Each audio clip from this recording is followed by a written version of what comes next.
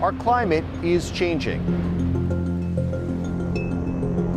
Scientists predict these extreme weather patterns that we're seeing are reshaping the United States. It's happening during our lifetime. And these changes are already affecting our lives and livelihoods.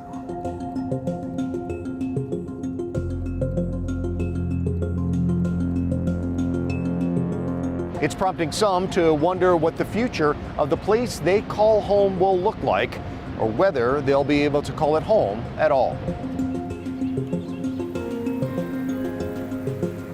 For the next hour, we're going to introduce you to people across the U.S. facing a very difficult situation. Do they stay put in the place they love and call home, or do they decide to move and leave? We'll take a look at what's happening now in communities across the country and help decode the science behind these trends. And we'll look to the future and how we can prepare for a world reshaped by climate change.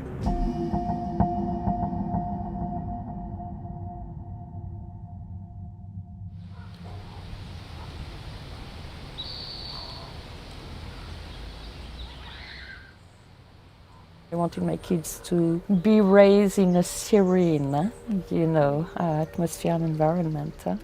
Natalie Dervaux has lived in Felton, California, just south of the San Francisco Bay Area, for 11 years. The river, there was like a chicken coop, the house is surrounded by trees. The small mountain town is nestled amongst redwood forests.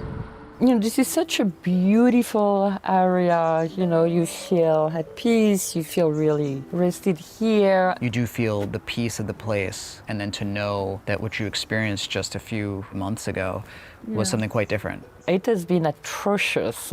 We couldn't believe it.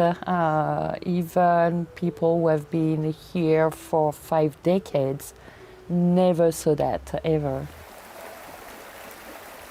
The same natural landscape that drew Dervaux to the area also has a destructive side.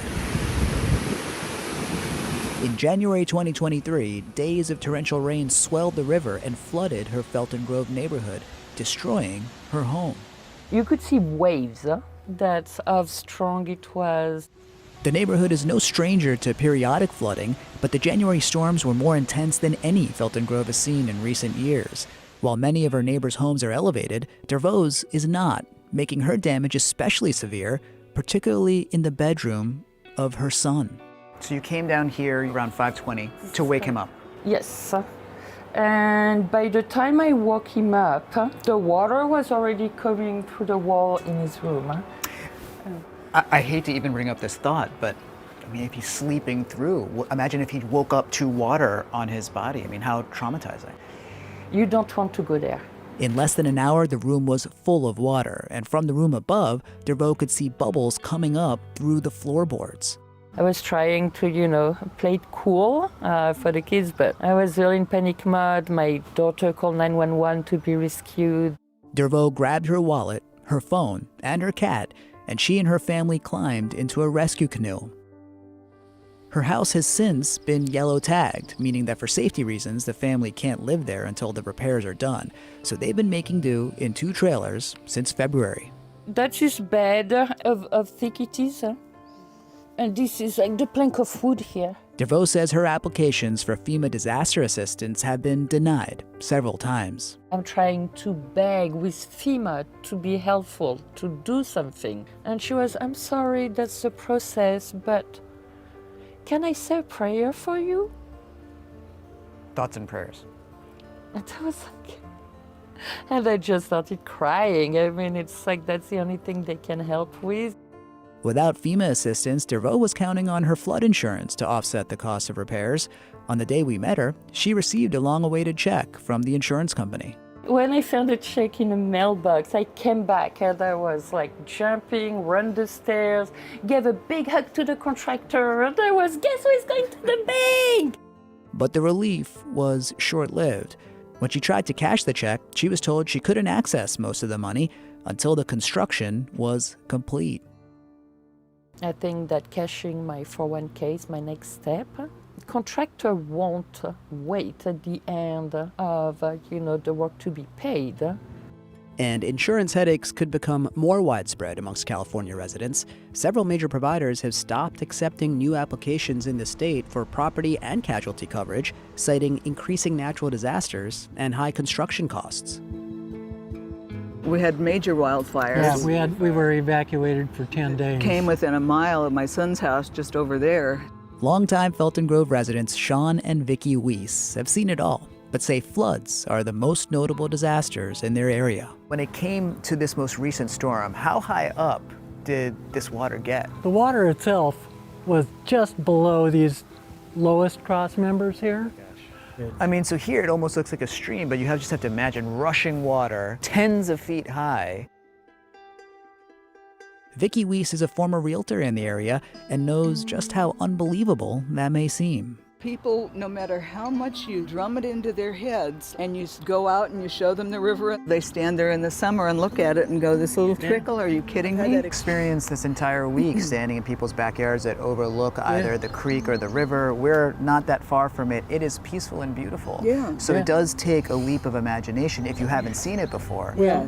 Those rushing waters did enough damage over the years that FEMA stepped in after the 1998 floods, offering to help Felton Grove homeowners raise their homes by assuming up to 75% of the cost. The idea behind that was once they're elevated anything on the first story, they're not going to be paying claims on that anymore. Sean and Vicki's home is elevated, and Sean, who's an engineer, personally worked on raising many of the homes in Felton Grove to above the 100-year flood level.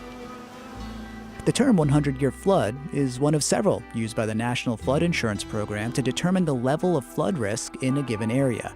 It's commonly used, but widely misinterpreted. For those who live in a 100-year flood zone, it does not mean a flood occurs once every century. In fact, 100-year floods can take place multiple times within a century, even more than once within the same year. What it actually means is that flooding of that magnitude has a 1% chance of happening every year. When mapped out over the course of the standard 30-year mortgage, that means a home within the 100-year flood zone has a 26% chance of flooding. We know that some of these forecasts haven't been accurate, that these floodwaters have been coming in even higher than the most recent forecast. So do you feel comfortable with Absolutely. that 100-year mark? Don't you think it might be more? It takes a lot of water to get an elevation rise out here. Have you ever thought about leaving after one of these floods, or even this recent one? No. I love it. I just love it. It feels like home to me.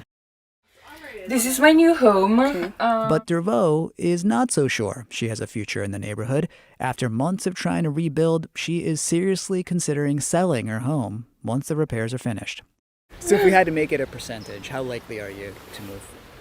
After this morning, I would say 97%. Dervaux isn't sure why the previous owners chose not to elevate her house with the FEMA grant in 1998. After the January floods, she looked into the process and says she was told the approval alone would take time. It takes 2 to 3 years. We need to rebuild. But as she waits, her home's vulnerability, combined with the unpredictability of the weather, continues to weigh on her. Are we going to move back for 2 weeks and it's going to flood again, or are we going to have a few more years before the next flood? I don't know. Knowing what you know now, would you do it all again? I'm glad we had the experience here. I'm glad we had 2 years, but no, I wouldn't.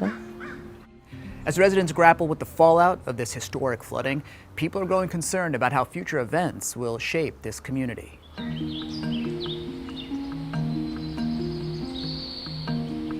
My house is raised, the water comes up, and it goes away. Megan Alasago is no stranger to California's wet weather. She's lived on the banks of the San Lorenzo River, just an hour south of San Francisco, for more than a decade, and she thought she was prepared for anything. I was feeling really confident. I was feeling good. But for Alasago and her family, this time was different. In this case, the rain just didn't stop. Just didn't stop. So they were on jet skis going up and down the street, but we rode it out. We're good. 3 times in 2 weeks, her community was inundated by downpours from atmospheric rivers. And so you couldn't even recover from the first one before the next one's coming along. Each time, water climbed higher and higher into her home. Well, so the thing is, when it starts bubbling through the cement, that's when you know we're done. We can't stop this. This is happening. And you just don't know how high it's going to go from there. As water rose on January 9th, Alasago's family tried to escape. We couldn't open the gate against the force of the water. The decision to turn back may have saved her life. And I'm grateful to this day that I didn't get out the gate, because it would have swept me away and killed me for sure. So it was fortuitous decision to stay. Her family rode out the rest of the storm safely, but when the water cleared, it revealed the damage left behind. They salvaged what was left. Right, so we just moved 3 boxes from up above of, baby items, things that are super precious and irreplaceable. I'm so glad you still have it. I am too. I am very, very much so. But the greatest loss for Megan was her sense of security. This storm was bigger, more damaging, worse than anything ever. But the fact that your home is raised isn't enough to keep you here. No, because of the horrendous damage, because of the mud, the silt, because it's so pervasive. Does it feel to you that the changing climate is making these storms more frequent? I'm afraid so, yes. Very much so. It's scary. It's scary. Since 2017, the number of floods Alasago experienced has multiplied. This past winter, record rainfall and flooding across California made headlines, with one term captivating a lot of attention. And so whenever you see a long string like this, that's an atmospheric river. Oh, there's one there. Allison Bridger is a professor at San Jose State University. She's spent decades studying these types of weather patterns. Just give us a sense of what atmospheric rivers are, because I think when we think about it, we think of a river in the sky. Is that close? That's close enough. One big difference, of course, is an atmospheric river is vapor. Despite their destructive potential, atmospheric rivers do serve an important purpose. It is a bringer of moisture to California, which it doesn't rain in summer. Having said that, I've never seen a winter like this one either, with so many atmospheric rivers. But it's not just atmospheric rivers. When you take a bomb cyclone and you match it up with an atmospheric river, it feels a bit earth-shattering. Bomb cyclones, or rapidly intensifying systems that take place in areas outside of the tropics, help weaponize the moisture within atmospheric rivers and in some cases push them towards land, causing catastrophic flooding. In California, the dangerous effects are often compounded by other natural hazards.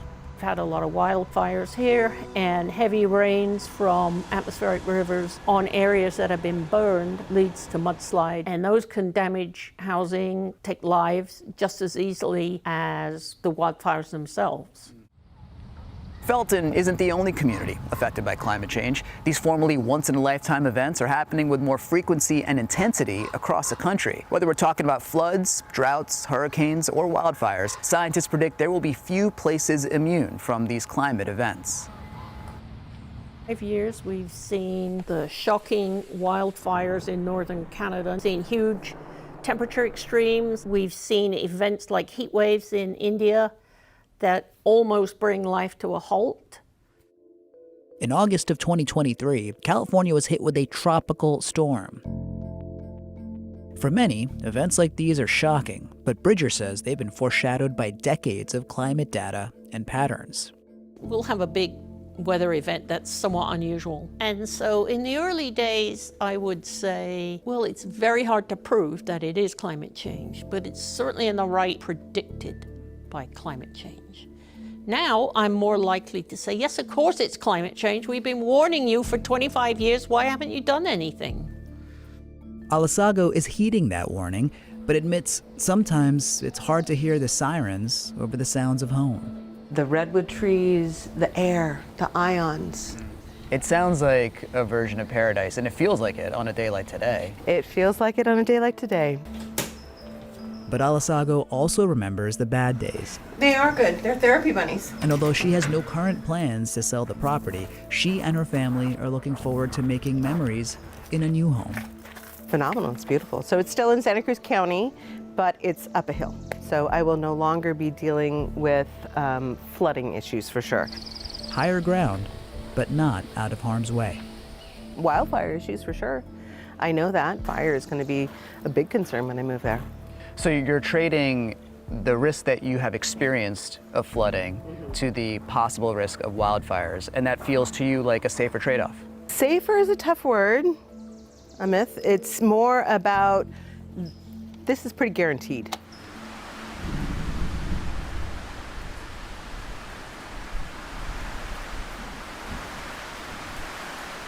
Thanks for watching our YouTube channel. Let Spectrum News be your resource for balanced, in-depth political coverage.